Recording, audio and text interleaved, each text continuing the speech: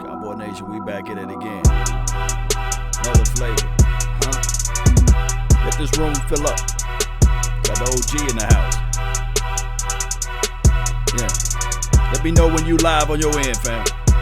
I'm good. I'm live right now, big dog. Yeah. One way or another, Cowboy Nation. One way or another. This room fill up. Tell your friend. Let a neighbor know where to go.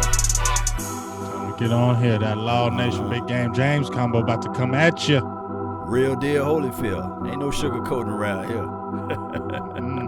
A little sugarcoat. A little sugar. Little, you know, for the team. Yeah.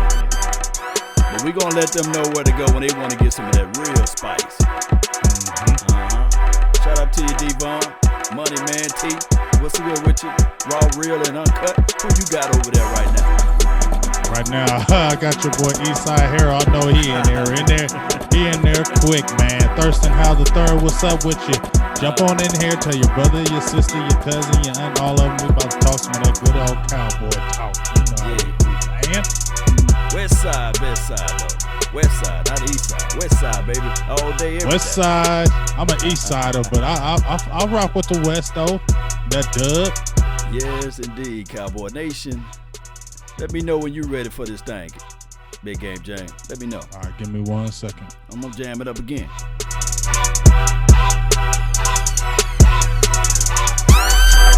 Shout out to you, Sandy. Shout out to you, Jason. What's good with you? Ricardo. I see you, Sanchez.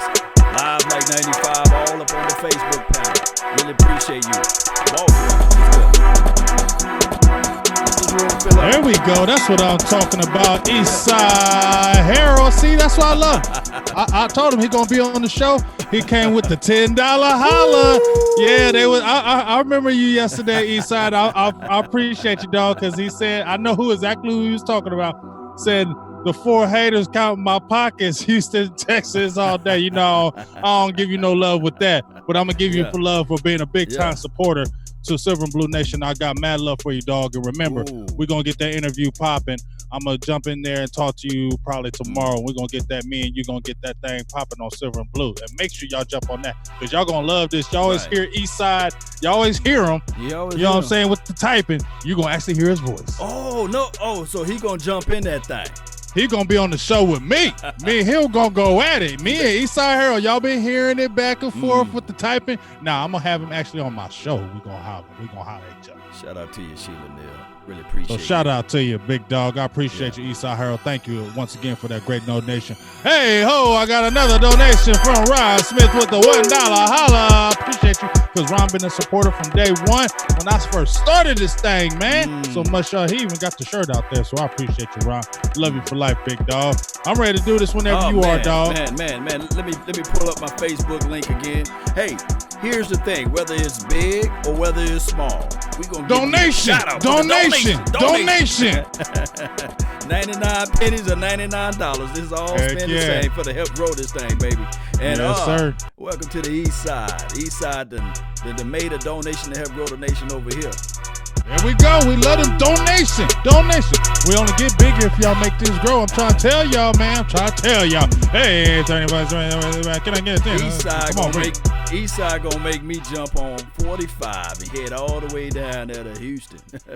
He gonna make me jump instead of live like 95. He gonna make me live on 45 to drive all the way down. Live on 45 all day, baby. And hit up that mall. And hit up all the way over there with Sugarland and all those areas to see whether or not, you know what I mean. I've been meant to going down there anyway. You know, since everybody say that I look like James Harden, which I'm. Yeah, you might as well get on. You need to go ahead and for real. You need to go ahead and do a contest. A Harden contest. It gets some extra cash because if you do the James Harden contest, you winning, my brother. Yes, maybe I can undercut him a little bit with those State Farm commercials, you know, just instead of paying him all of the chin chatter, just pay me a little dime here and there. You know what I mean? Just a little dime. Mm-hmm. Yeah.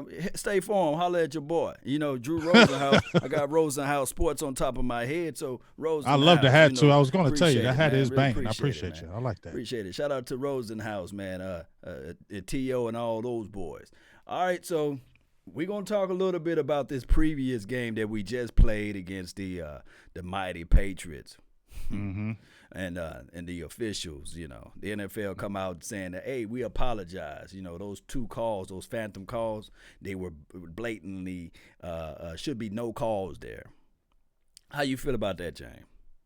I mean, it's bogus. I mean, bogus, right? it's nobody wants to hear that now. I mean, what are we supposed to jump up and do cartwheels? That yeah, you gonna say you saying it because the heat came on you from Twitter, from ESPN, from all the networks, because they all saw that was a terrible call and it was wrong, and the ref should have never did it, and it was the same ref that did it, I believe, both times.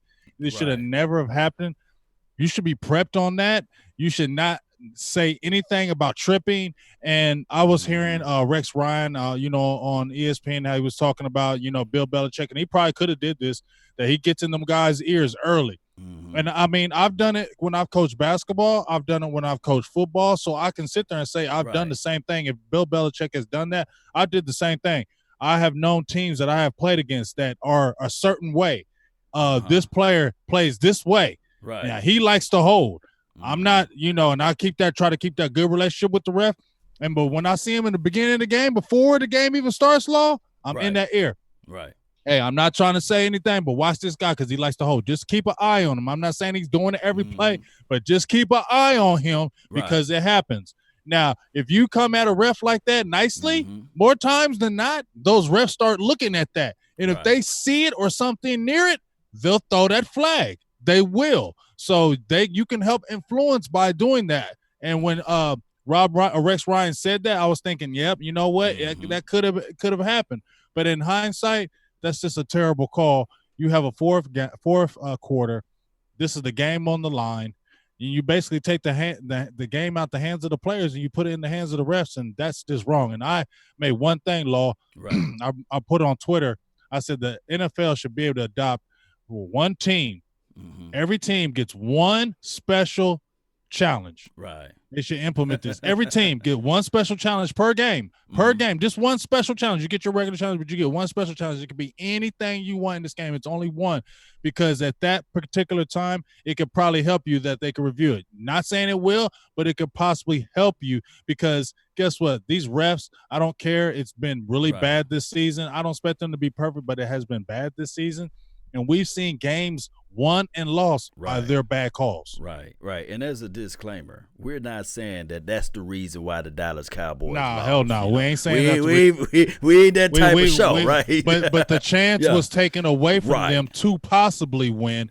We're not definitely, because as soon as I made that post on my page, that ain't the reason why Dallas lost. That ain't the reason. Did I say that? No, I did not. But hold on. But guess what?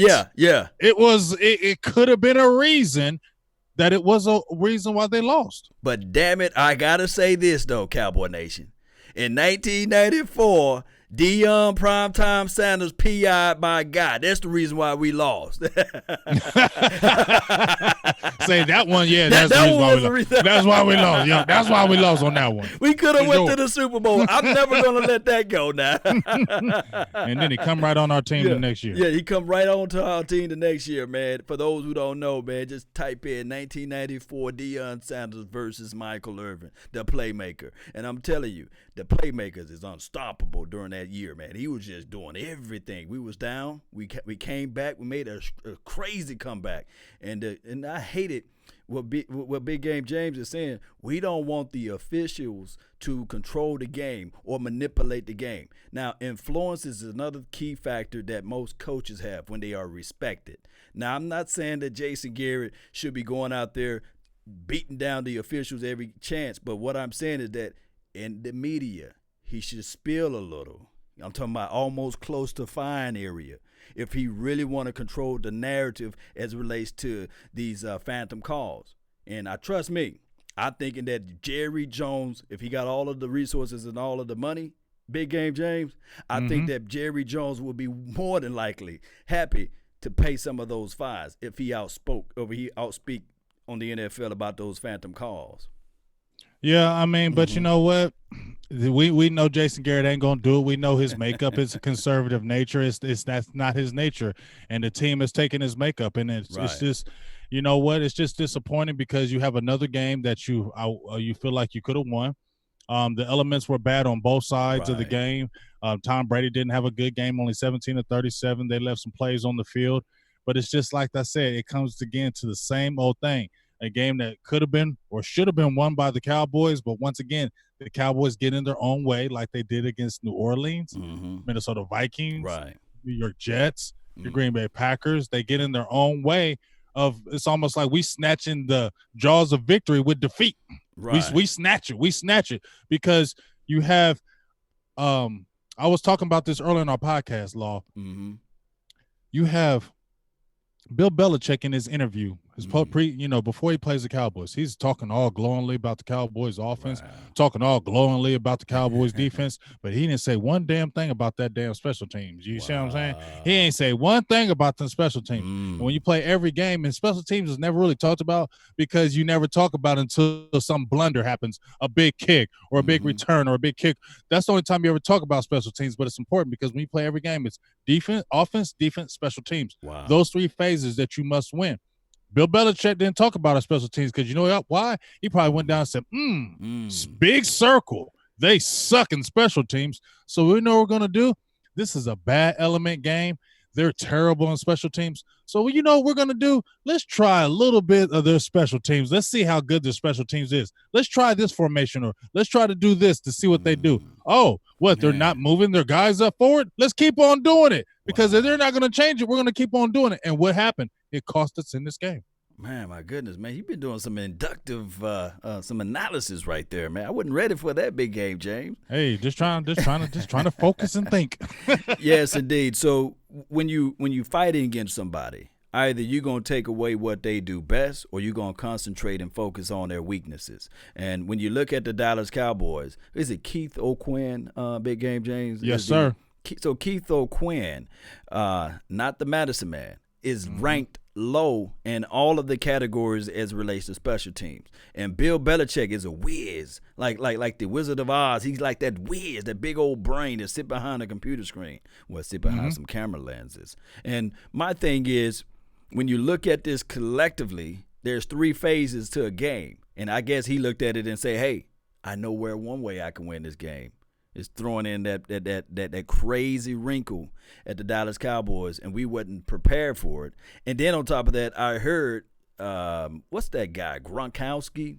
Yeah. I believe he was saying that the reason why this was during halftime, I believe, or it could have been before the game. He said the reason why he believed Bill Belichick will win this game is because they practice in the elements, and we had the opportunity and a chance to practice outside, but they wanted to move inside.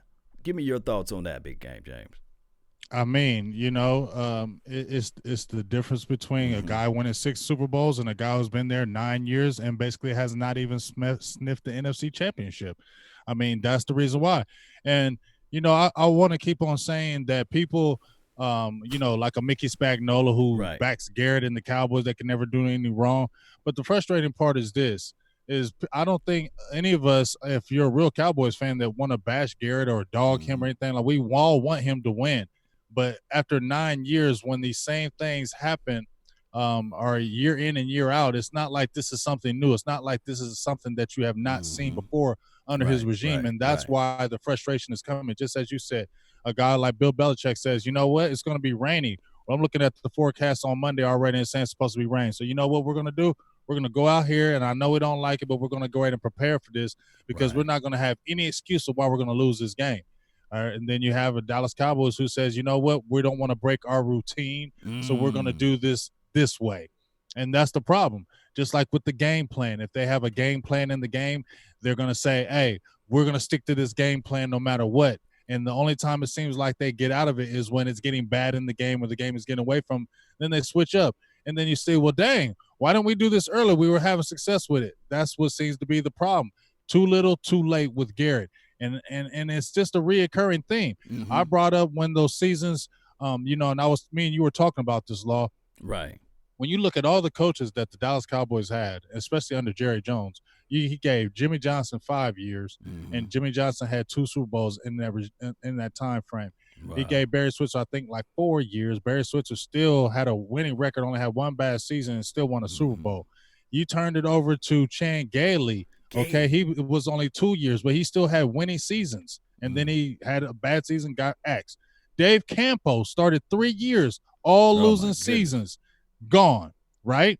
Then you get Wade Phillips comes in, and then the boy wonder, who I mentioned this yesterday, who was only a quarterbacks coach with the Miami Dolphins, only 1 year. Wow. And then Jerry snatched him up and brought him over to Dallas, okay? That was his boy wonder. And Wade Phillips didn't even get to pick him. Jerry Jones did. Wow. That's already messed up in the beginning, okay? When you can't even pick your own people and the owner does, that's a recipe for disaster for me, because the players see that. You know what I'm saying? Goodness. So they see that Jason Garrett was the head coach in waiting. Jason Garrett, you see these other coaches that I mentioned had winning seasons when they started out. Right. Jason Garrett started out with losing seasons. He didn't start out with winning seasons. He started out with 8-8 seasons, 3 of them. And he got a new contract after 1 winning season. Wow. That's where it's messed up, because he never really proved that he was a winning coach.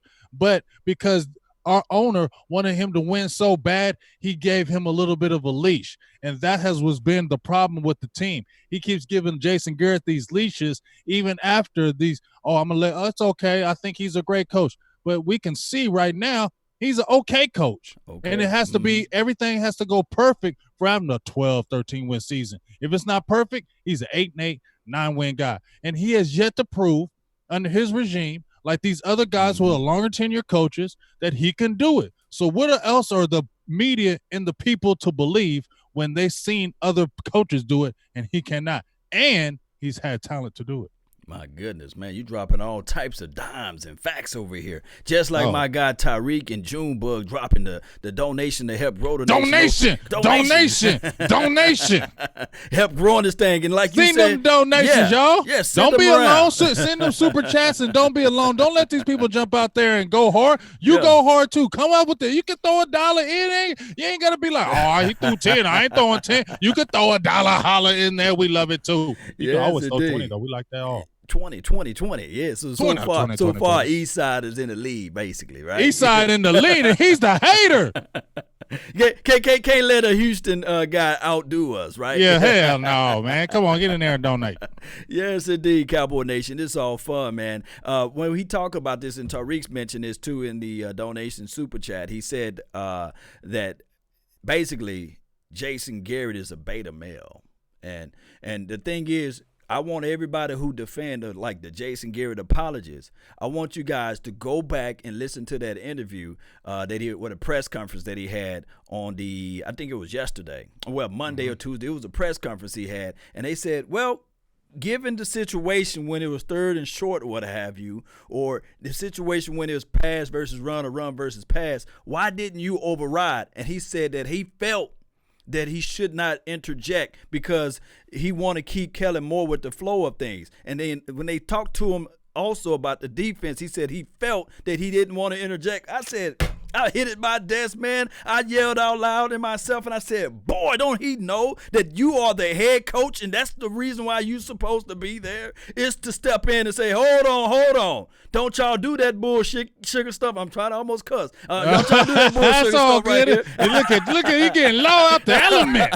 Boy, I was getting ignorant because I was so mad, because that's what the head coach supposed to do. Not just let the rain play in your face. I'm talking about wipe that rain off your face, throw the hoodie on, do whatever you got to do, stay focused, and look at your team, look at the opposition, look at everybody, what they're doing, and make sure your troops are lined up in a way so that you won't be looking foolish out there when you let a rookie first-year offensive coordinator fall into the wolves, or fall into the traps, or fall into the snares, or fall into the depth traps, however you want to call it. Stop letting these guys be the scapegoat. When your special team is ranked 31st and 32 collectively amongst the NFL, it's time for you to step up. You got to be more hands-on. You got to jump in there and be more hands-on. And I hear you 100%. Yes. Hey, ho, I got another $5 holler right quick. I got to give the mention to my guy, Sky High 22. Triple G's, Garrett got to go. I feel you, dog. I'm feeling you. My guy Ron Smith also said that. He said, give me some time. I'm going to rearrange some money. I'm going to give you a big donation. I'm ready for it, Ron, when you're ready to give it, because I love you for life, dog, and I appreciate the hollers. But just like you said, big dog, man, listen, you the head coach, okay? Right. You are the head coach. there's times that you got to step in to be more proactive. I mean, we see, and I'm not going to just mention Bill Belichick because I've seen other coaches do it. Right. But I've seen it plenty of times when things ain't going right on that defense or offense, that man gets right over in that huddle and is like, hey, this is what's going to go on now, and this is what you got to do because this not going to keep happening in this game. You know what I'm saying? And that's what people talk about with Jason Garrett. Yeah, and just like you said, he almost kind of jumps away from the responsibility and almost says, well, I put the onus on my special teams coach. He coaches special teams. What am I supposed to do? He's a special teams coach. He's supposed to know what to do.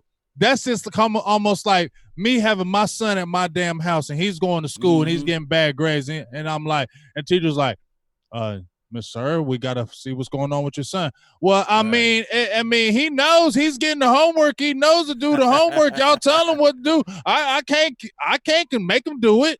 Yeah, you can. You can get on his butt and you can help be proactive to say this is what you need to do every single day or this is not going to happen. So you should know that this is special teams is a weakness. The rain, the elements is going to be bad. Guess what? We probably should focus on this a little bit more just in case something might happen because we're going up against a mastermind type coach that looks at these little things. Instead of just saying, you know what, he's a special teams coach, he should know what to do. Yes, indeed. Quick shout out to man Gambino that's on the Facebook panel. Gambino! Yes, that boy, man. He be holding it down with that name. I love some Gambino. And Roderick, I think that's your name over here, man. Really appreciate you on the Facebook panel. David as well as Kelly. Really appreciate you all. And Sandy, thank you all for tuning in on the Facebook panel. And shout out to Young Wilson, man. Dropping the money all the way from Hawaii, man. Hawaii. Yes. We definitely appreciate you, dog. We appreciate the donations to grow the nations like no other. We love you for life. Really, really do, man. When you look at it, Big Game James, we look at the total picture with Jason Garrett. It's not the fact that this is the thing. It's not the fact that the Dallas Cowboys are trash. The reason why we chastise the Dallas Cowboys so much because we looking at the collective talent of the Dallas Cowboys. And when I made the video saying that the Dallas Cowboys should be nowhere near 500, this is not just the us looking at Jason Garrett, but we also got to throw Jerry Jones into the mix. Because if he's going to go out there and buy the most expensive helicopter, he's going to go out there and buy the most expensive stadium. You've been out there. TV so wide, it can make, I think that Stephen Wonder can see that TV screen. And he's blind. You see, that's how big that TV screen is. And then on top of that, he didn't short his change when he went and bought that workout facility. So you went and bought all that stuff collectively like $7.5 billion. Jay Form, he's down there in the chat right now. He can tell you that when he walks around there at the Star in Frisco, he got all fresh new stuff. They ain't working with nothing old. J-Form can combat against that. You know what I mean? He can tell you guys what's going on. State-of-the-art stuff. You got all of this brilliancy stuff around, and then you get an average coach. You get a coach with no experience. You get a coach that can't push things over and be the difference maker. Man, I hate to rain on Jason Garrett because I love him as a person. But now it's time for us to really figure out how we're going to beat those Buffalo Bills because we can't have these same mistakes of us still learning. And it's year going into year 10 with Jason Garrett. We can't be living like that. We the Dallas Cowboys. Dog, I agree with you. Hey, Lo, I got another $2 hollers from my dog, Eastside Harold. I can't give you no love, but I'm going to give you this. I got to say it because the $2, I got to say it. You're okay, your Texans, your Rockets, and your Astros, blah, blah, blah. But guess what? My Dallas Mavs, went into your house and Luka Legend dropped 41 on you and kicked your butts. Just to let you know, Eastside. So don't talk too much about the Rockets because my Mavs got up in you the other day. Just to let you know. But appreciate that donation. And also got my guy, Stevie Mack says, guess what? He said, I'm not going to let that go, Miss Annette. That's my boo thing, especially when Vosh went after Big Game last year saying he was wrong. Well, guess what? Garrett stinks, and Big Game was right. Just saying. Hey, let me ask this person a question right here. Adrian Garcia says the players are not disciplined. And then on top of that, so he was saying that basically saying that the Cowboys should not be in rebuild mode because he says Chris Richard is bad, etc. Here's the thing, Big A. James, and I like to use analogies all the time, right? You got a son. He's in school. You get up, you go your butt to work, And then all of a sudden you got all your clothes on, you heading out the door, and you know for sure he's supposed to be on the school bus at 7. And you looking at it, it's 8:15 or it's 8:20. And you look at him right in his eyes and say, why are you not on the school bus? Is that your fault if that's consistently or keep on happening? Is that your fault? Or is it your son's fault? Who is in control of that house? You know what I'm saying? I mean, every time you walk out of the door, you got your shirt and tie. You busting your chops, right? But he's still on the couch. What's your next move, Big Game James? Man, you already know what that next move is. You gonna tell him like, look, now here's the thing. You can either do this. It's just 2 moves out of the situation. You can discipline and chastise him and say, hey, you got to be up, ready, and catch this bus. 2, you're gonna take him there to the schoolhouse, what have you. But you might embarrass him dropping him off so that he won't miss the bus. Now, you do know that the modern day time and society, you can't give him whoopings and stuff like that because you never know when cameras are on. But as a man, it's up to you to control that situation. You can't let this continue to happen, especially going on for 10 years. So what you going to discipline that. So you control his disciplinary, you make the disciplinary action. So if Jason Garrett, if we are ranked 30th and 31st and 32nd in special teams collectively, and we still have players being undisciplined, the heavy is the crown, but it still falls back on the on the head coach. It doesn't. It's not just you can't, like you said, you can't continue to blame the players. Yes, the players are making the mistakes, but who's over top of the players? Yeah, that's the point. So I don't want to hear people when they sit there and say, well, it wasn't Jason Garrett that threw the interception. It wasn't Jason Garrett that missed the block, but he is the coach that coaches these guys that are continuing to make these same issues happening. What do we say a recurring thing when Dallas loses a game? Look, damn, we looks like we beat ourselves again. Or, man, why does this keep on happening? And the problem is these same things keep creeping up. I don't want to sit there and bash a Jason Garrett. I'd rather the coach win these damn games, win a Super Bowl, and we could be great and continue to grow the way it is. But after 9 years, and as I said before, 2011, we were like 7-4. What do we do? Tanked at the end of the year, and then we didn't make the playoffs. 2012 had a pretty decent season, but we're going back and forth. But what were they talking about? The November swoon. After week 12, inconsistency, missed the playoffs. 2013, you get what I'm saying? Week 12, the November swoon, winning, lose the last 2 games of the season, out the playoffs. Wow. You understand what I'm saying? And then what? 2014 puts it together. 2015 loses, doesn't make the playoffs. 2016 playoffs. 2017 no playoffs. 2018 playoffs. I mean, what are we supposed to believe? No, what are you supposed to believe? Like, what are we supposed to believe that it's all of a sudden going to change this year? This is the year you don't have a contract at the end of this year. I told Jared, said that Jerry and them are joined at the hip.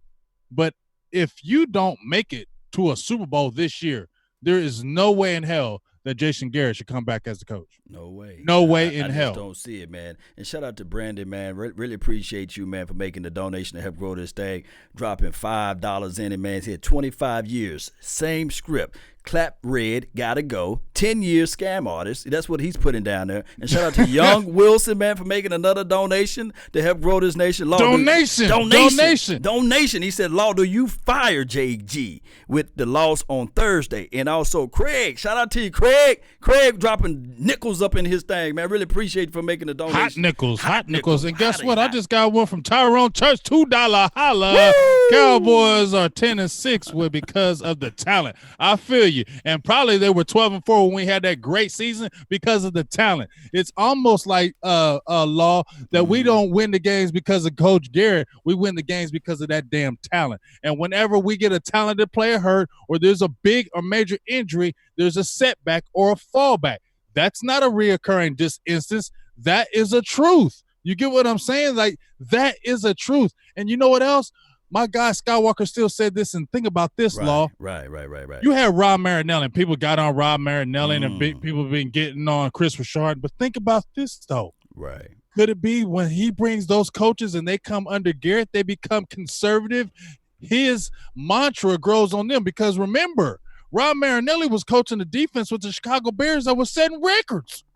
True. They was getting turnovers every game. That Chicago Bears defense that he was coaching was setting records for turnovers. That was his mainstay. That's what you knew the Bears by was their turnovers. You had Chris Richard that had an ultra-aggressive defense with the Legion of Boom. Yeah. Now you come over here and it's just regular.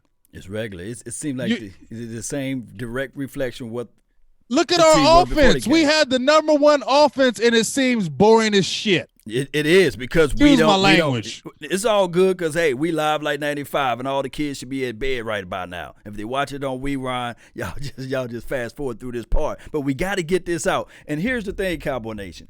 Just because we talking negative of Jason Garrett does not reflect our love and our passion towards this team. Look, I loved this team before I knew Jason Garrett. I loved the team before Jerry Jones bought this team. And then on top of that, I loved this team before Dak Prescott was born and then Ezekiel Elliott. So we talking about this team. This is not us just throwing out emotional stuff and these sorts of things. These are facts. And when this ain't no damn emotion. Right, this is real. This is real talk, dog. Like it'd be emotion after 1, 2, 3 seasons as a head coach. Yeah, that's emotion to me. Yeah. But 9 years, that's not emotion anymore. Right. That's somebody needs to get the damn job done because you're wasting talent on this team. You wasted those years with Romo. Now you're wasting these years with Ezekiel Elliott and Dak Prescott and this team. And you got to make some moves now.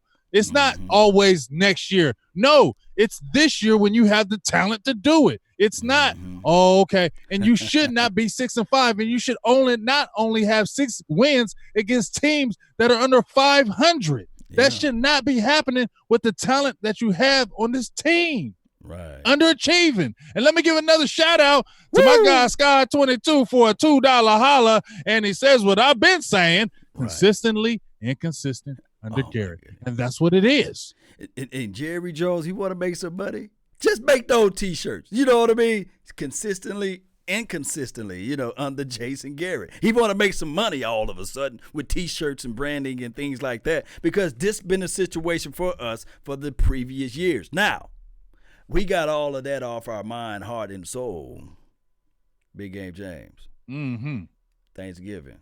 We play against the Buffalo Bills. Boy, and I got some stuff to talk about that. Boy, I love losing Super Bowls. Yeah, let me just break this down right quick. If I can pull it up. I lost the feed. But here's the thing. I'm just going to break it down from the top of my dome. I think that they're a top 10 defense, right? They are a run-first team. I had the numbers right in front of me, but they went away. They are a run-first team. They got an athletic freak of a quarterback who can That's run. what we need to watch. If we saw running the ball, not throwing. Running. Because if you thought that we saw what Driscoll was doing. Man, dog, listen. They run straight just like, how they do the Wildcat. They run – they give the ball straight to him and let him run, dog. I think he's the second leading rushing quarterback in the league, and he has 7 touchdowns. So we're gonna have our play full, man, and they got a guy that can take the top off the defense, and they got a guy that can run short intermediate routes. You got John Brown that can take the top off the defense, and they got a short area quickness guy named Cole Beasley. We call him Measley. Beasley name coined from a guy that's on one of those undisputed shows or what have you, and it stuck around for a lot of people that put it in my comment by calling Measley Beasley. But he is a guy that can catch those balls. He might not can get you some yak, but he for sure can catch that ball, and especially in tight windows. So if I'm the Bills, my matchup would be Beasley inside, especially if you see Cheeto Woozier. You're going to run them in between those guys, Cheeto Woozier and Jordan Lewis, of course. But I think Jordan Lewis can lock him down a little bit. He needs to be on him all game like he should have been on Edelman game. All game. This need to shadow him because that's what Josh Allen's going to do. And let me give another quick shout out to another $2 holla. Tyrone Church says, my feelings hurt because this team is great with a terrible head coach. Dog, do I ever feel you on that one? But just to bounce off you, Law, what you were talking about with the matchups, listen, Cowboys need to understand, Josh Allen cannot throw the ball. He has an arm. He has a cannon. But he is not accurate. When he was at Wyoming, one of the knocks on him was he is not accurate. And I just feel that if you're not accurate in college, you ain't going to be accurate in the pros, okay? And it shows that he isn't. He isn't the most accurate person. So you're not going to see when we see these quarterbacks that Dallas Cowboys play against that they get out the ball, 1, 2, 3, go. This isn't a quarterback that does that because he holds the ball because he's not going with that first read unless it's a Cole Beasley with that quick 5 and out. And we know that route. They still do the same route that they're doing in Buffalo like they're doing in Dallas. So you know what he's going to do. Right. So stay on that, Jordan Lewis. That is his safety valve. It's not the tight end, Dawson Knox. His safety valve is Cole Beasley. So you need to go in that matchup thinking, and it's playing against Dallas Cowboys. You don't think they're trying to force feed Cole Beasley? Yeah. Yes, they are. Yeah. So they should understand that. Now, you said John Brown. I'm not really too scared about him, but only not because of the speed, just because hold on. Double move on Cheeto moves, yeah. No, I'm not saying I'm not scared of that speed. Okay, good. What I'm saying is Josh Allen's accuracy is bad. True. And we don't let plays get too far in front of us because we don't let people get deep. So that's why I say I think we'll be okay in that aspect because we're going with an inaccurate quarterback. He's not the most accurate guy. So that's why I think it helps us. Where we really need to be on our P's and Q's is that damn front seven with Devin Singletary and Frank Gore. Those guys are going to be heavy action because those are the guys that Josh Allen has over 400 yards rushing, Frank Gore, and Singletary. So I think that's one of the top combos with running backs and quarterbacks as far as rushing. They're going to do RPOs. They're going to do quarterback draws. They're going to do a lot of mix and match with this run game. And we have to be cognizant of that because Josh Allen, like you said, he's a big boy. He's not a little dude. And he has speed. He's not slow. He gets out to that outside. He's not looking just to run out of bounds. He's looking to get yardage. Okay, so the Cowboys have to make these tackles. I think I posted a stat on my page, Law, that after the Giants game, Cowboys have had double-digit miss tackles since the Giants game.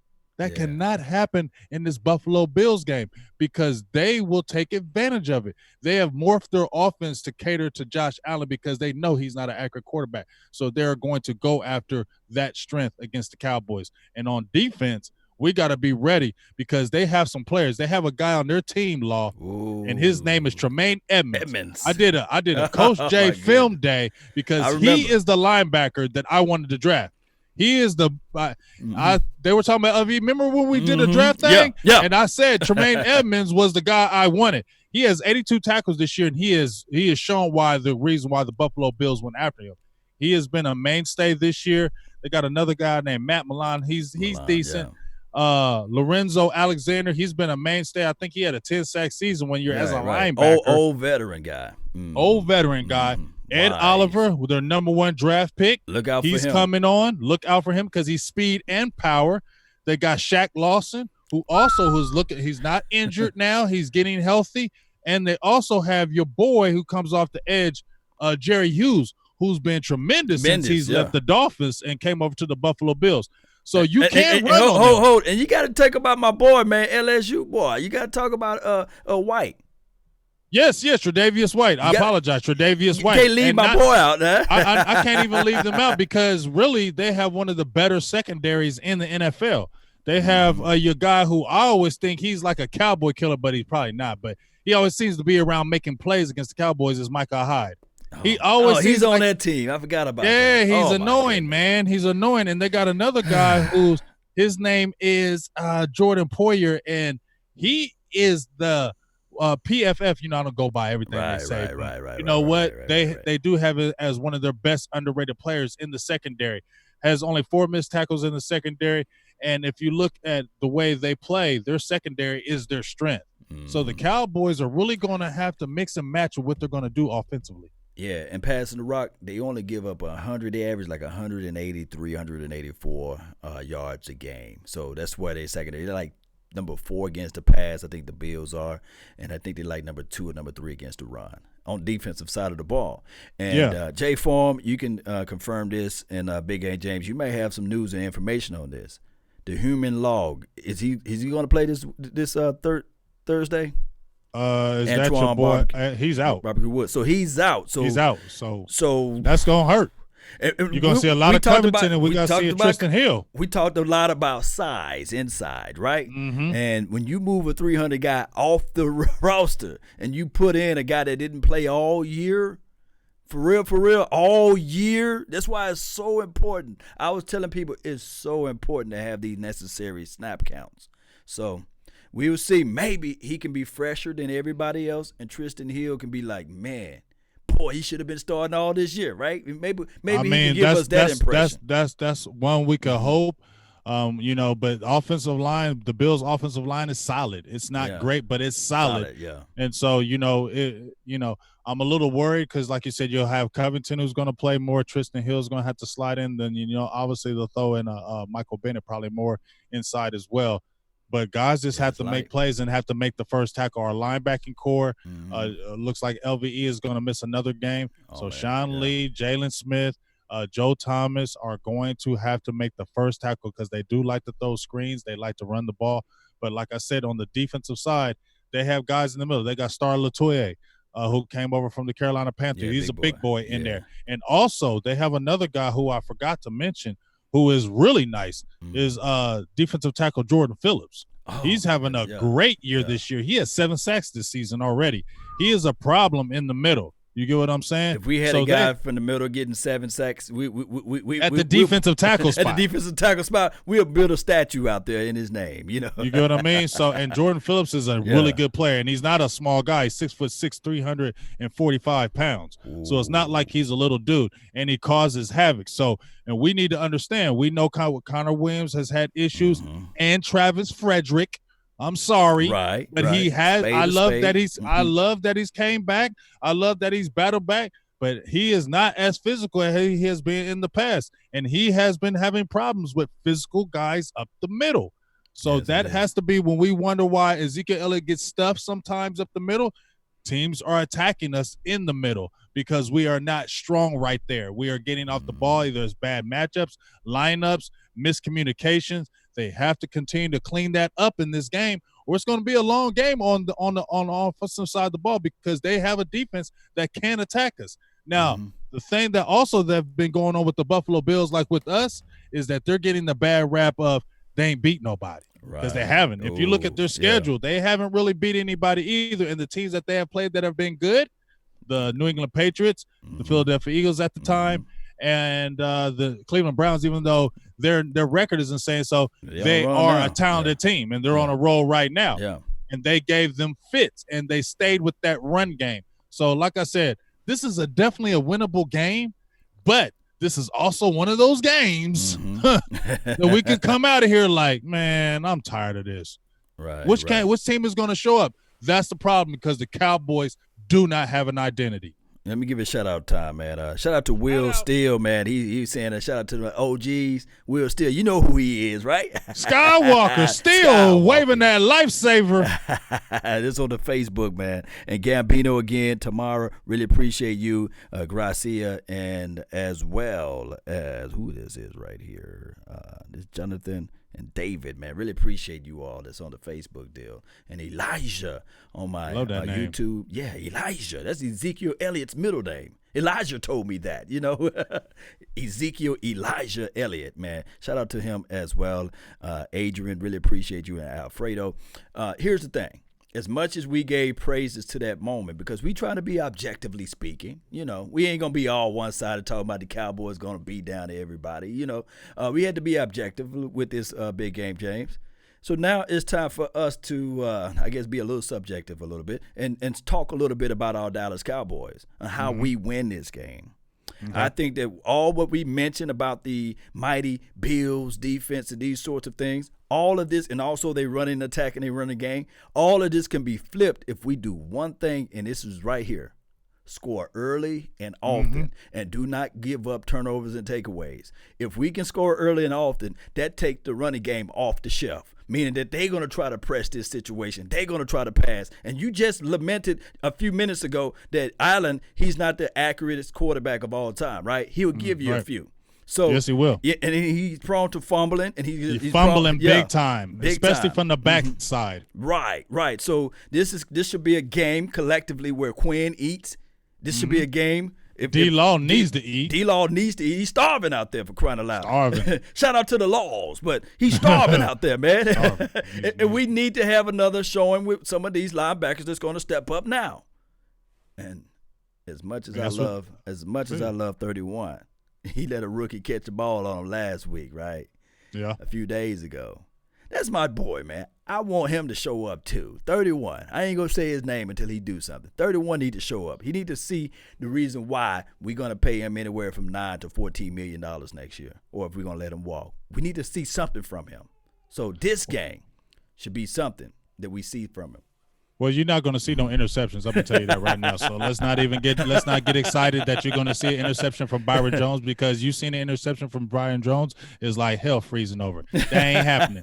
But Byron Jones is sticky, but you know what? They attacked him. And that's what Bill Belichick does, though. He says that, if that's your strength, well, you know what? We're going to attack and see if that is your strength. And we're going to line up players to see what he can do. Right. So guess what? That's just what the game is, and we'll see what happens. But hey ho, I got another. Woo. I got some more $2 hollers and check. No, I got a $5 holler from Eastside Harold. He says, "I'm out of here too much, Cal." I ain't gonna say cowgirl. Cal, I'm gonna say it for you just because you say it. Cowgirl saw from me. Just had to prove a point to the haters because they try to call him out. But I appreciate you. He said, "Big Game James, just let me know when you want that work." I'll let you know because it's going to be soon. It's probably going to be next week. So I'll be in your inbox because I'm the one that brought it to your attention. Yes. So I definitely ain't scared of the work, and I ain't scared of you. So we going to have, and I'm going to have everybody on there. Everybody going to love that show. So I'm going to make sure we get that and make sure y'all be listening when I have Eastside Harold on Silver and Blue Nation because we're going to get it in. And I also got one more $5 holler from Sky High 22.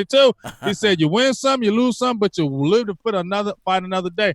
Into the shout outs to Mr. Singleton, who's always been, that's Papa who passed away. So big shout outs for that. Big shout out. Just like you said, Law. I mean, this is a game where, you know what? We really should win this game because you know what? The Bills do got a good defense, but we got the number one offense. They got a good secondary, but we got players that can counteract that secondary. Right. And you know what? Amari Cooper got shut down.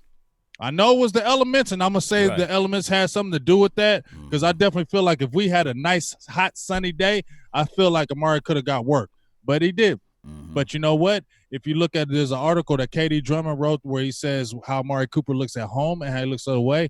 People were getting mad at it like he was disrespecting him. No, he's just telling the truth. If you really look at the stats, that's what it shows. But Amari Cooper's at home. So that's a good thing for us. So this might be a big game for Amari Cooper to shine. And we still got to get Tony Pollard involved.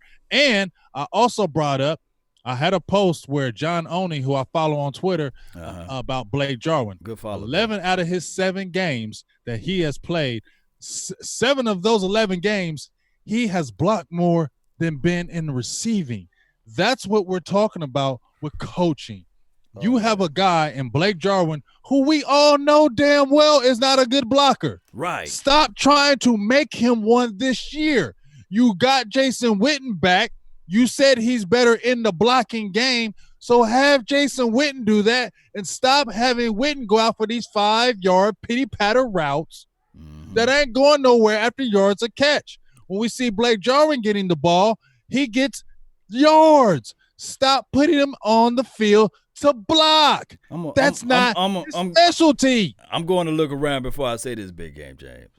I'm looking around to my left, to my right. Jason Witten lied to us all.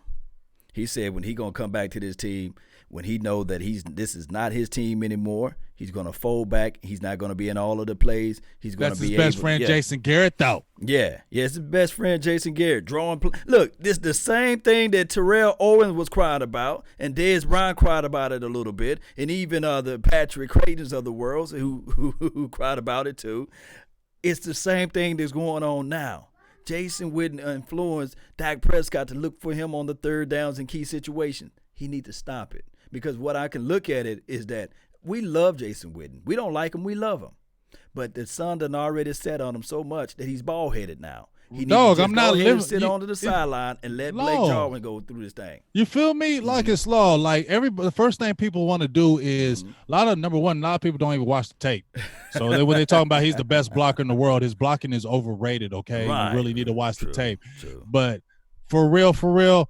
Everybody wants to go back to what Jason Witten did back in 2000 or 2005. Right, that's not the Witten anymore. We understand he's going to the Hall of Fame. Nobody's hating on that. Right. Stop talking about him going to the Hall of Fame and what he did years ago. We're talking about now. Now, I had Bobby Belt on my show today, and he said, you know what? I feel what you're saying, but tight end's probably like lower down the list of what needs to really change, but I feel that. But you know what? Maybe we can score early in the first quarter if you have Blake Jarwin starting in that game and you throw to him early. Maybe then you can score some points early if you get dynamic and use some dynamic players like that early. Maybe if you put Tony Pollard in early, then you can score early in the game, and then we can put the pressure on the defense. That's what we're talking about, attacking, not sitting there going by the script. He was also talking about scripted plays. Seems like the Cowboys do these same scripted plays no matter freaking what, and that is the downfall for us. Listen, this is an 8-3 team. We need to shut these doubters and critics up, okay? We need to beat a team over 500, and it has to start Thursday, and it can. They don't have a scary quarterback. They don't have a guy that's going to kill us through the air. Their run offense is okay, but we have a good enough defense to stop them. There's no damn excuse of why we should come out of this game with a loss to the Buffalo Bills. Man, and we need to play with that swag and confidence, man. One thing that I will like to take away from these other teams that play with that swag, that confidence, there's nothing different between the Baltimore Ravens and the Dallas Cowboys. I know I'm going to get crucified when I say that. Yeah, they're going to say that, but it's not the truth. Yeah. Talent-wise, we can bang with talent-wise, we can bang with anybody, but the thing that seems to hold us back is the coaching, and we see the mistakes from the players. But when players continually make the same mistakes, then you have to talk to the damn coach. They're not going to continue to talk to the player. They're going to go to the coach because the coach is over top of the player. Right, and you pick up the identity of the coach. It just rubs off on you. It does. You become the coach. Yeah. you begin to talk like them. You know, you become just like them. If you're married to somebody and you're around them every day, they say y'all start to look alike, right? Don't they say that, Law? Yeah, they and do. And when you're with your wife, y'all been around for a long time. They say, man, y'all just you say something before they say it. You know why? Because you're around each other all the time, and you're taking on your own y'all personalities because you're around each other every day. That is what's happening, and it seems like our team is taking over this conservative type nature. It seems like we are a conservative type team now, just like the coach. And it seems like we play like that in games. And it has to stop. If the Dallas Cowboys are trying to make this Super Bowl run, because this window is closing this year, if they're trying to make this Super Bowl run, it has to start Thursday. And the excuses have to stop. You got to make plays. Hey, you coached the game, Big Game James, the minister of defense, right? Yes, sir. You try to get an edge. Were damn good, too. Damn good. So you try to get an edge in every situation. You try to figure out ways to outthink the opposition. You try to make sure that you wake up at least 15 to 20 minutes early. Hey, you show up to work on time. You're late. You teach that. You're indoctrinating this into your players and these sorts of things.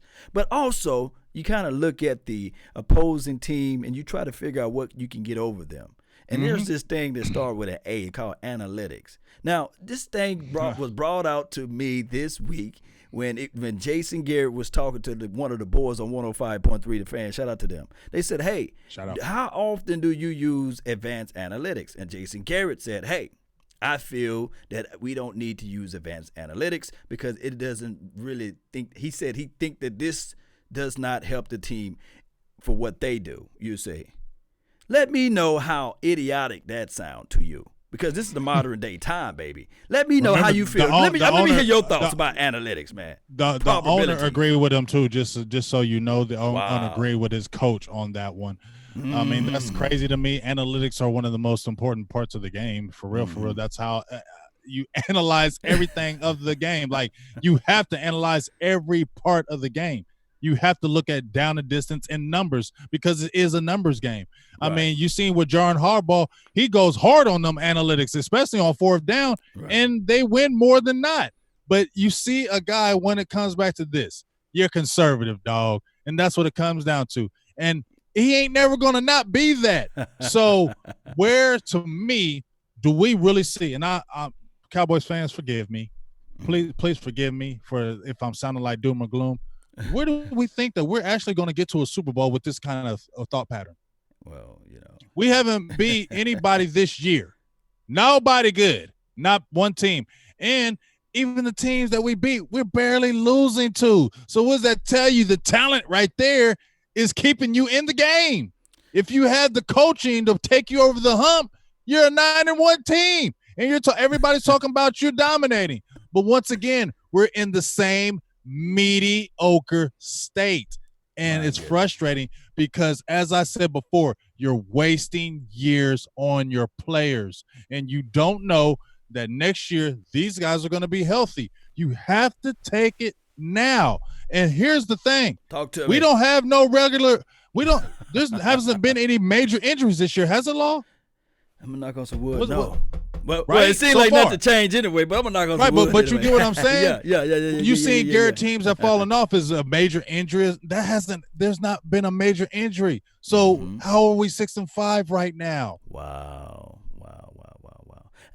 Now, you said that Jerry Jones came out and said that he had a statement. I should have posted on my page that he basically came behind him and said, you know what, I agree with the coach here on the analytical thing. I mean, wow. That just tells you, like I said, that's his son. Man, no way in the world. Look, Jerry Jones should just go and walk into his stadium. That's his son. He should see all of the TVs he got in his That stadium. his son. It does not matter. And as long as he wants him to succeed, like I said, Law, he had the vision in 06, 05. I want this guy. I want to groom him to be the man. And that's why he's had the longest tenure. He is the second longest tenure coach in Dallas Cowboys history, dog. And as I said before, he didn't start off winning. All the other coaches did except Campo. And when Campo started out losing, he was gone. He didn't get a chance for a fourth year. You understand what I'm saying? But because Jerry wants Jason Garrett to succeed so bad, that's why you see him probably overlooking things. Dang. Man, that hurt my heart, man. I mean, think about it. Who gives a contract to a coach after one winning season and you had 4 seasons and you only had 1 winning season and you get a 5-year deal? Gosh, man. So there, you're awarding mediocrity, aren't you not? You are. I mean, that's the definition of nepotism. You give contracts to coaches when they win. Yeah. You give contracts you give 5-year extensions to guys that are consistently winning and make you feel like they're winning. You don't give a contract to a coach, a 5-year deal that only has 1 winning season out of 4. God, so you already accepted mediocre right there. James, why you giving me all of these facts, man? You know that's the hard. The truth is the hardest pill to swallow, and you got me swallowing all of this stuff, man. I'm gonna be hurt, man. Dog, it's just how I'm feeling. I got another $2 holler from Sky High. He said, "Can we go back to being greedy? Greedy. We need to be greedy because the only time we win games is when we greedy and score over 30 points. Greedy." Here's the thing: it's not going to be raining in Texas Stadium. Please, thank you, Lord Jesus. Don't open the roof. It will not be no slippery balls out there. So, and I think that I've seen somebody said that White is going to shut down Cooper. Amari Cooper. I don't think so. Not at home. Not at home, big dog. And as I said before, your boy Gilmore had a great game. I mean, I think 26. He was on 26 out of Amari's 30 targets, and he held him to no receptions. But as I said before, let's be really honest with ourselves. We know damn well if that was a warm game, I think Dak Prescott would have got loose. I mean, I think the Patriots have a good defense, but I was really hurting my soul. And I know if your Cowboy fans were hurting my soul too when you saw rain. Right. Because the first thing you thought was, oh boy, here we go. It's gonna be that game because I wanted sun because I felt like we had sun. We was gonna get loose on that defense. Here's the thing, and I had this analogy with Jason Garrett 2 years ago. I said actually Jason Garrett's good. He's great when everything is going his way. He's kind of like perfect a guy when he's driving in the car. And that GPS is working, but if you snatch that GPS away from him, he can't tell you how to get to Highway 35. He said, man, where am I? I'm on 75. I'm trying to get to 35. I don't know if I can take a U-turn in the middle of the road. And when we saw, like you said, that rain came down, and this wasn't no melodies from heaven, right? This was straight up rain coming down. You already knew. And Dak Prescott, as much as I love him, he get a piece of this blame too. You have to know and understand that, hey, You got to understand that if you can grip a ball, step up through your throw, you got all week because you know the rain, the weather report, the almanac is there. I do know that this is your first time playing in some type of rain, a monsoon like this, but we wasn't expecting it to be a monstrosity because of the fact that you couldn't grip the ball and step up through the throw. This is why analytics plays such a major role, because football is a game of inches, right? Mm-hmm. And it all it takes is one play. And it took one opportunity, and that interception was bad. That 3rd and 1 pass, whatever it was, to my guy Cobb was bad. But when he put the glove on, it took him a minute to get adjusted to it, and then he started passing better. But here's the thing. Jerry Jones is a billionaire. He knows a lot of people down there in Hollywood that he could have called up and rented some rain machines, for crying out loud, up there in Texas Stadium. I think it rained that week, last week as well up here. He could have at least had those boys out there in the rain, you see, playing. Getting ready for it. Get ready for it. Remember, opportunity and success. All success is when preparation meets opportunity. That's all it is. You got to be prepared. Like I said, it's better to be prepared for an opportunity and not have one than to have an opportunity and not be prepared. This team, 9 times out of 10, by us losing these tight and close games, are because we're not prepared, you see. Mm-hmm. But that's my thoughts on that. I mean, like I said, well, we're gonna see what happens this Thursday. We will see. I'm done with predictions. I'm done with predictions. The rest of this year, I ain't giving no bold predictions. I ain't going. No score predictions. No bold predictions. I'm done, because you know what? My Cowboys, y'all just do too many funny things for me to jump out there, and because y'all just too inconsistent. Y'all consistently inconsistent. You got that front four, and I know, like I said, D-Law, I understand that you're getting double teamed, but you need more. 4.5 sacks. You just got that big money. You need more. You get what I'm saying? And here's the thing that I think the reason why he possibly doesn't get the sacks like you see a Robert Quinn. Me and Bobby Bell talked about this, and even with Randy Gregory. Right. I don't think he's the super athletic guy. Yeah. I don't think D-Law was ever the super athletic guy, but he was just that big muscular dude, one of those type of guys, but wasn't like that Robert Quinn bend or the Randy Gregory bend. DeMarcus Lawrence is really going to kill you with moves, and he's going to really know his moves, and he's really going to kill you that way. And that's where it seems like he's getting there, but he's not getting those sacks. We got to get more from D-Law right now. I mean, we need more from D-Law. He's almost there, but he's got to get those sacks. We need. He's been great in the run game. We need more in the pass game from him. We need more in that rush game from him, getting more sacks. Just need more from the defense as a whole. Even though it's a top 10 defense, it doesn't feel like a top 10 defense. You get what I'm saying? It doesn't feel like a top 10 defense, and it seems like they can't get the stops when they need them. Mm-hmm. And it just feels like they have to take this next step, because guess what? We're playing the schedule isn't really that bad from the West way on out. They can win the rest of their games. You're playing the Buffalo Bills. Right. You're playing a Bears team who's not the same with Trubisky, terrible. You see the Rams are reeling. But hold on. Okay. If we play the Bears, just as long as it don't rain up there, Yeah, rain or some snow. You know what I'm saying? Either with no elements. Yeah. But you understand what I'm saying? Everybody was talking about, the schedule gets bad. Well, I mean, you play the Bills, you can beat them. You play the Bears, definitely can beat them. The Rams are definitely reeling, and we can beat them.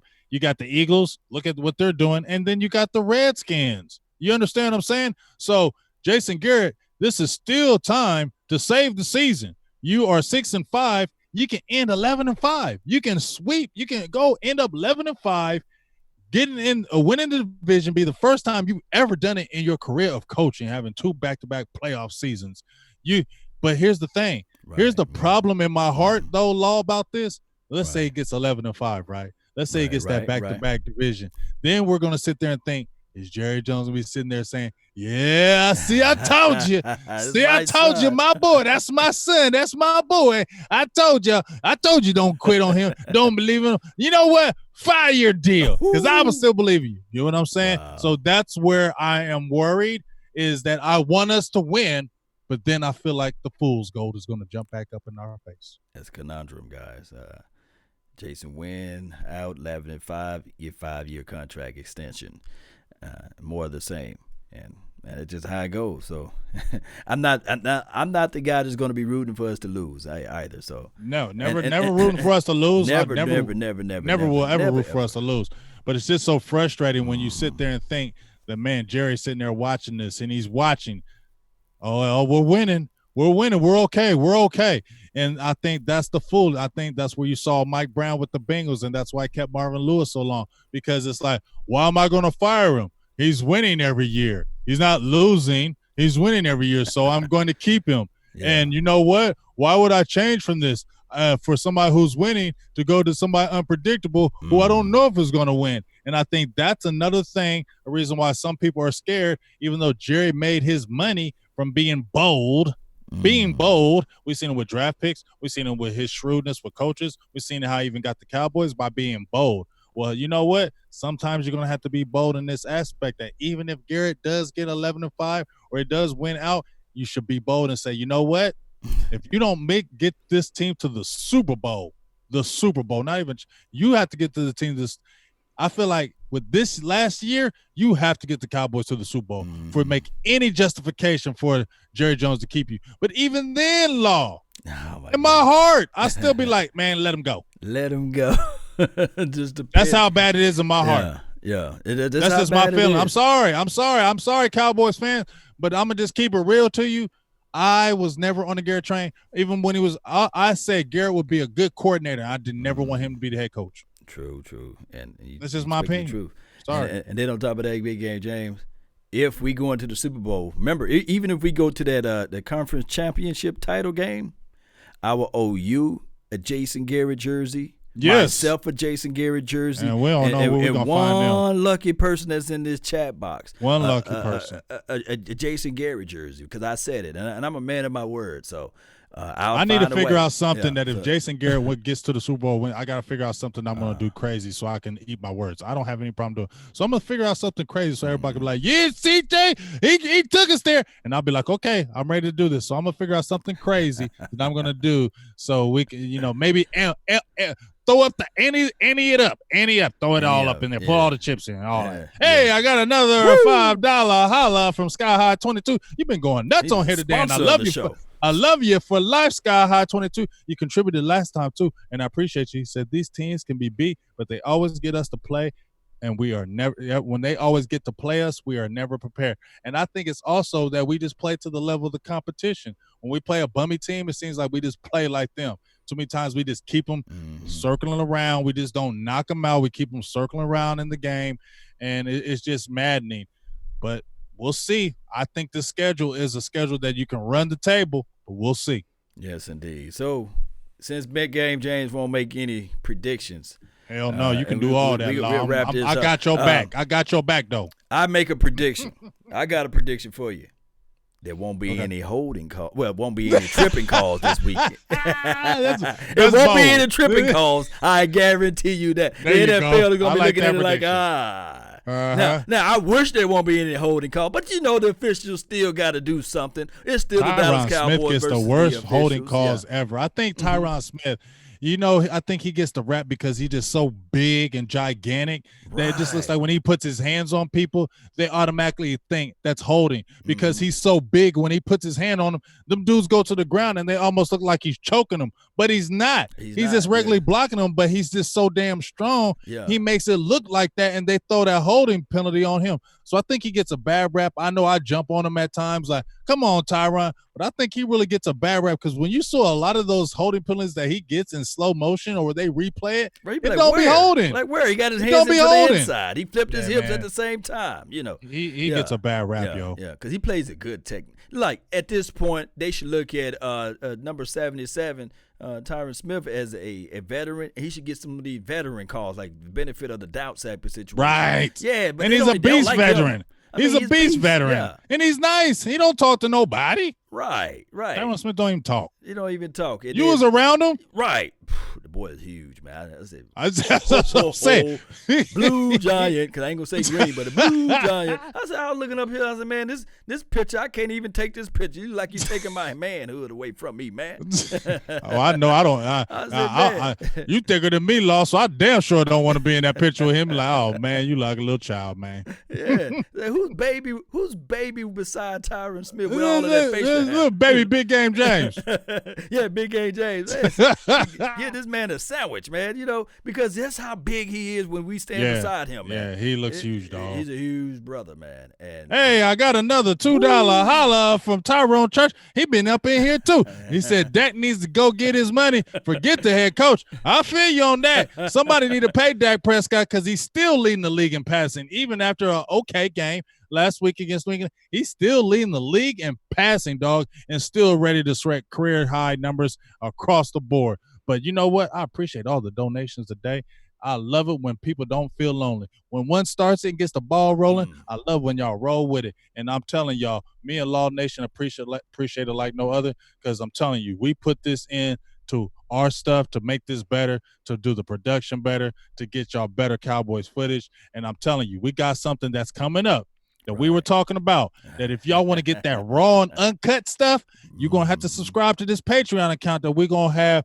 But you're going to love this. If you want the raw and uncut, you see how we talking now. Yeah. But you ain't heard that raw and uncut. You ain't heard the raw and uncut. But if you want to, we about to get this popping. Keep your eyes open and ears peeled. You're going to like this. Yeah. Y'all going to love it, man. And on top of that, like I said, man, we talk for an hour and 10 minutes straight. No commercial breaks. We do this thing sun up to sundown, and we don't like the Cowboys at all, as you guys can see.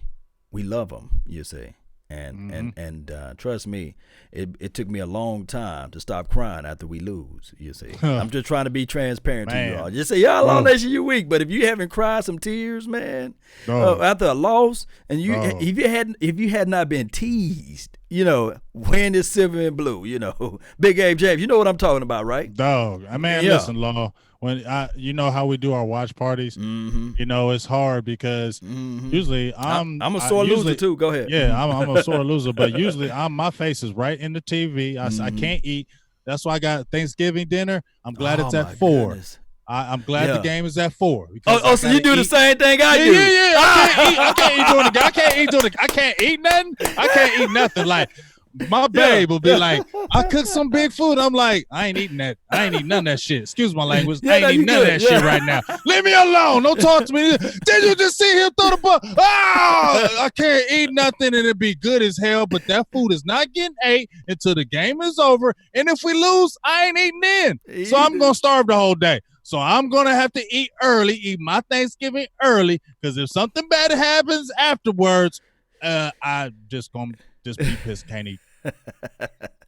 And food tastes so good when we win, though. Dog, food is lovely. Tastes so. I'll be like, damn, you cooked so good today, babe. Like, I'll be licking my fingers.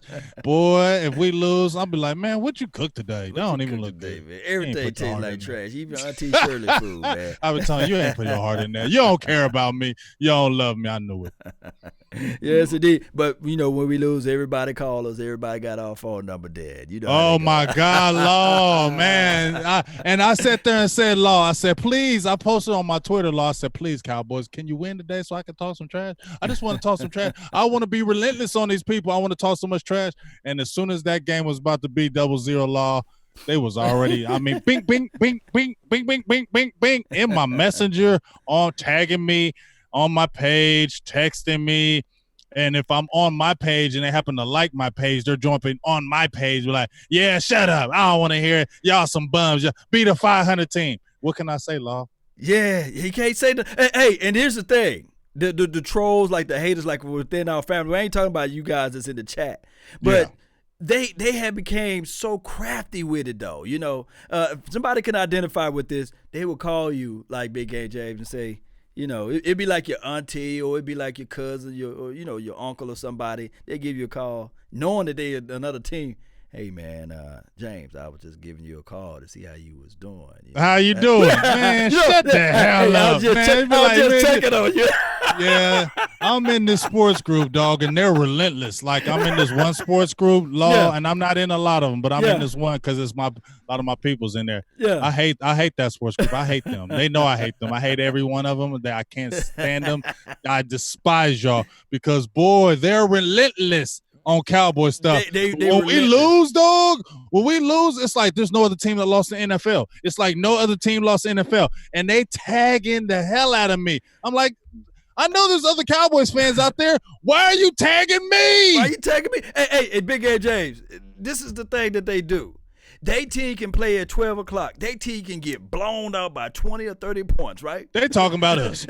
On their news feed, they sad for a little bit, and then all of a sudden we look down, we won, or what, we lost, or what have you, at 4 o'clock or something like that, at 5 or 6 o'clock. They give us a call saying, how about them Cowboys? Just want right, and y'all got blown out, and y'all, that's one of my homeboys. He's an Atlanta Falcons fan. Yeah. They got beat. They're like 2-10, 2-9, and he is still sending me 30 memes about my Cowboys, and y'all terrible. I don't care though. Y'all suck, and it makes me mad because I just look at them like worry about your team, but you're worried about my team. Like that's how much hate they have for us, dog. Like their team could be the worst. Like you cannot talk trash when your team is 2-9 or 1-9 or 1-8. Like you have to shut up, but they still be like, how about them Cowboys? Yeah.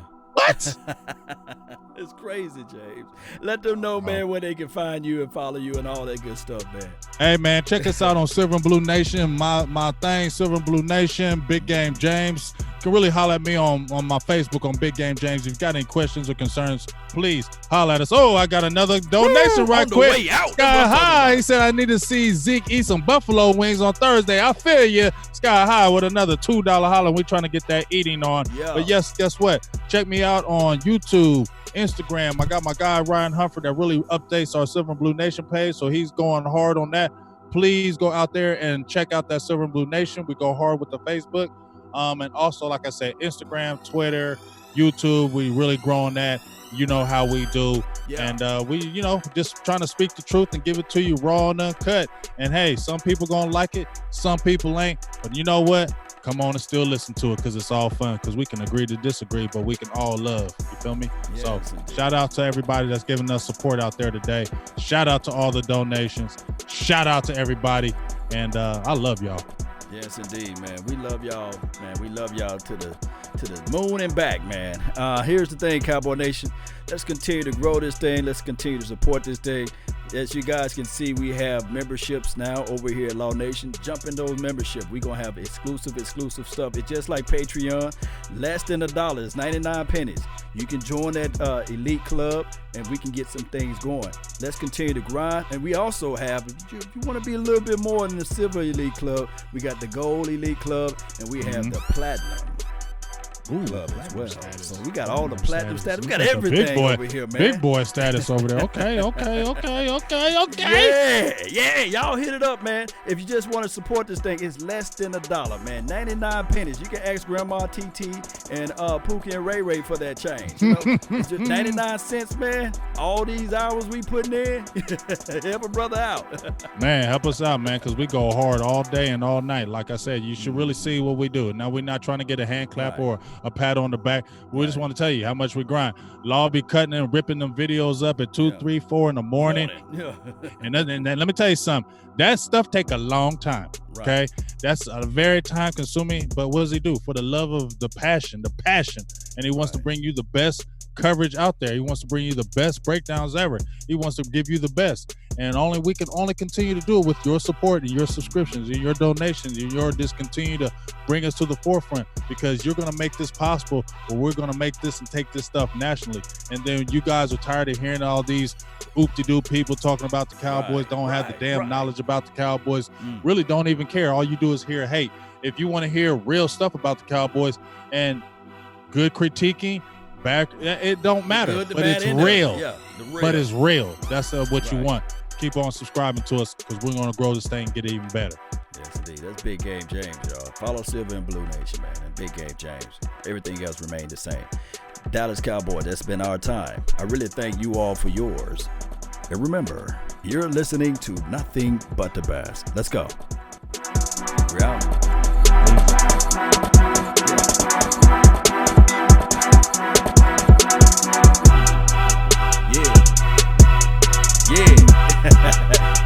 Hey, man, that's a good show, man. Good show. Yeah, dog.